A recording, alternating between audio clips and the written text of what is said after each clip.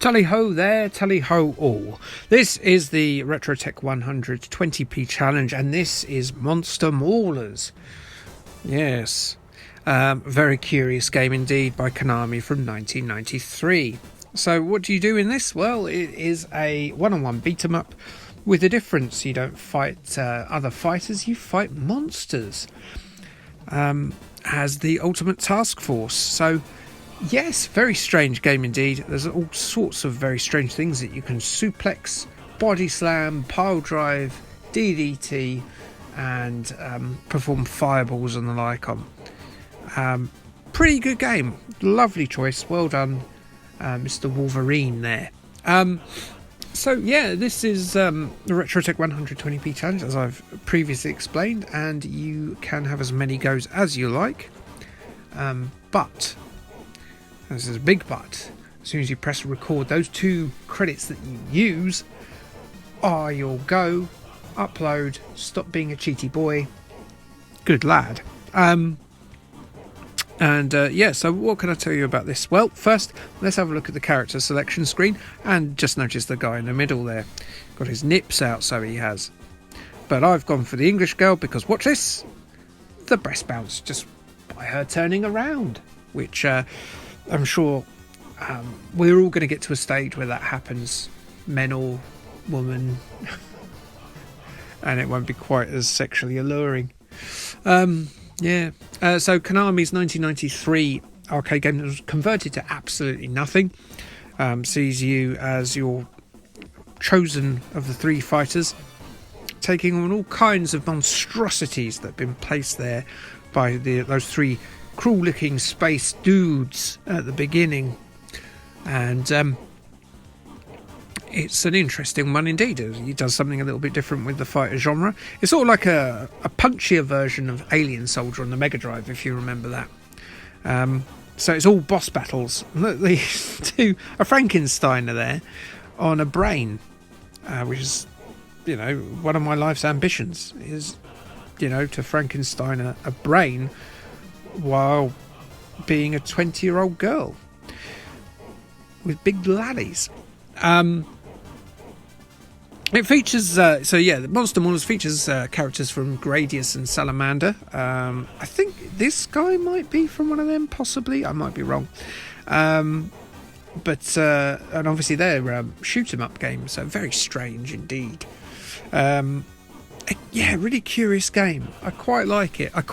In a way. I might go back to it and try and finish it. I don't finish it on this go. It is the first time I've ever seen this game, and I just pressed record because I was like, life's getting in the way this week. I need to get this done and uploaded. So that's what I've elected to do. Characters make an appearance in Twin B Paradise, which I think it's all 3 of the main characters make an appearance in that. Anne, which is the character I'm playing here, the English girl there, with the 1920s haircut. She's in Pixel Puzzle Collection. So yes, they haven't had a lot of spread outside of this game. It wasn't a big hit, as you can see by the fact it didn't get converted to anything. Now, the reason for that might be the fact it's probably a bit too much for the Super Nintendo and Mega Drive to handle.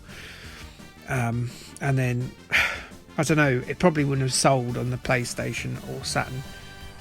And I don't know, I don't think it was a huge hit. It got to I think when it came out in Japan, it was like the 4th most successful arcade game that month, which isn't a big deal, really. Not for something by one of the big software houses like Konami.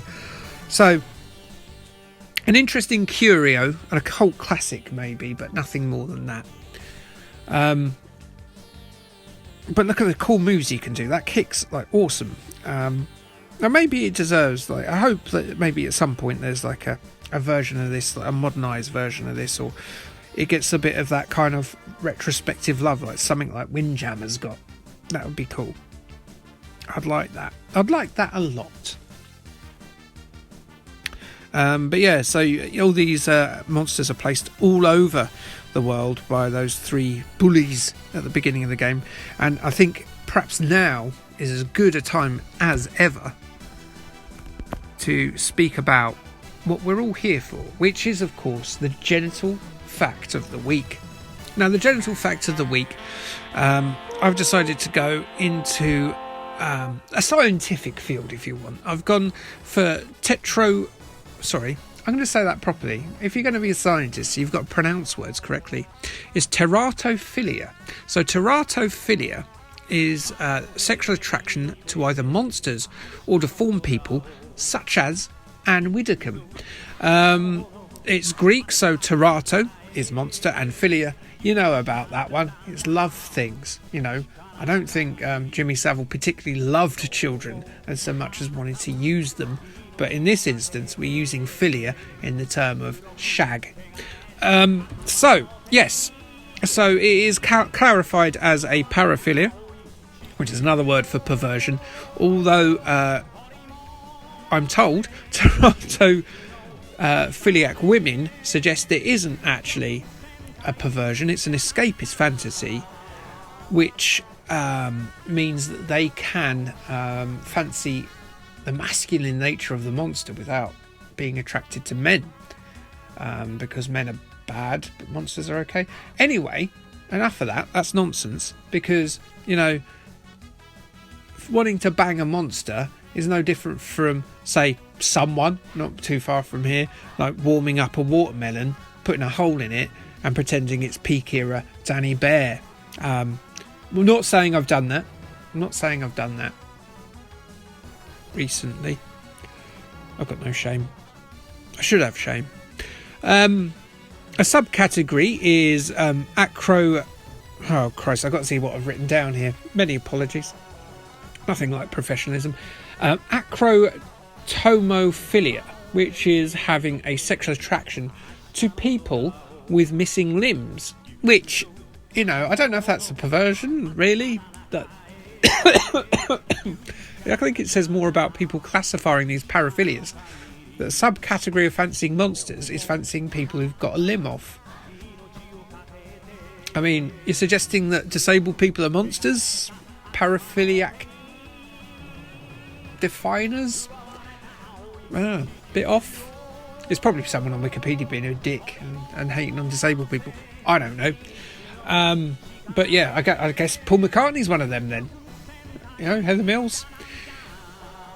Not saying anything wrong with that. There's nothing wrong with being attracted to people with limbs off. I'm going to dig myself out at some point.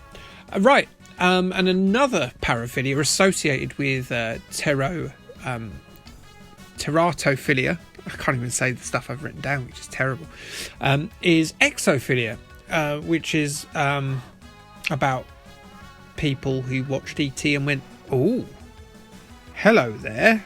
Hello, Mr. E.T. Let me see what you can do with your magic healing finger up my mimsy." Yeah, people that fancy aliens, which, you know, if you're into that, sorry, you know, the nearest the nearest star is 27,000 miles away. You might be waiting a while. Yeah. Anyway, maybe I'll concentrate on exophilia in a different video. Maybe that's a forthcomer. So there was also, well, it's sort of loosely connected to the subject, but there's rumours of a sex act being hidden in the closing scenes of Pixar's Monsters, Inc. But I'm not buying that, and nor should you. The Dick Castle on the Little Mermaid VHS, yes, that did exist. That was a penis-shaped castle, and the fact that it is not on the DVD release lets me know that they definitely realised that that was a penis on that castle. That existed. The new silhouette in Rescuers, that was a thing. I've seen it with my own eyes. But this, the sex act in the closing scene of Monsters Inc. isn't a real thing, and neither is the sex Stardust in Lion King. They actually said SFX. So mind out the gutter. They're not trying to force sex into your children. Again, going back to Jimmy Savile. Yes. So not long left on this video, but yeah, lots of, as you can see, it's a very varied smorgasbord of animal fisting. there's lots to do, and like all the monsters have little different stages. I like this one in particular because it's like a hydra and it's got 3 heads and it does a variety of things. As you can see, I've swapped a nipply guy while I was talking about people having sex with animals, like her off of that Shape of Water film. That's a weird film, isn't it? Oh, someone must have been watching Merman in Master of the Universe and gone, oh, he's masterly. Like that sweet corn sword up my bum. Punching dragons, as you can see, with Kotetsu, the titted man. And that would be a lot of fun. So if you're watching this video and you're about to do your own video, I just thought I'd give you an update. It's the 4th anniversary next week or this week or whatever of the challenge. So if you want to pick any game at all, if you want to take part in this, you can then pick a game. But the rules are normally that you can only have games that we've already played. But for this week only, once you've played this, you can make your selection. It can be any game we've played in the past. Any game at all, going back to 4 years hence. So it could be eSWAT if you fancied that. It could be Vendetta. It could be Pac-Mania. It could be this again. I mean, that would be weird, but go ahead. It could be Escape Kids. Pick Escape Kids, kids. It could be, any of the games that we've played. So the rules are down. You can choose a different game. And so if you've been sort of hesitant to join in the RetroTech 120p challenge up until now, because you've gone, oh, I've already had my game, I can't be bothered to play any of these old weird things that are left. This is your week. One of the games will be selected, and it could be any game. It could be Outrun, all the big names that have already gone, Street Fighter 2. It could be Mortal Kombat. It could be Pit Fighter. Yay. So yeah, please get on board this week and you'll see. And there's some, like, I've never heard of this game before, and it's I wouldn't say it's an all-time classic or anything, but it piques my interest. And it gives you a kind of a broader view of the gaming world. So yeah, please do join in. As you can see, I'm about to eat dirt on the floor thanks to this fungus-like sludgeman. But as this is my first go, I'm still pretty confident there's going to be some really long runs this week. And I think anyone with a bit of basic competency at video games could have a really good, decent run on this. And I recommend you join us and have a go yourself. And that is the end of my go, as you can see, as we watch this fungus man flail about. So yeah, thank you very much for joining us on this fisty monster adventure. Now, please do join the Retro Tech community.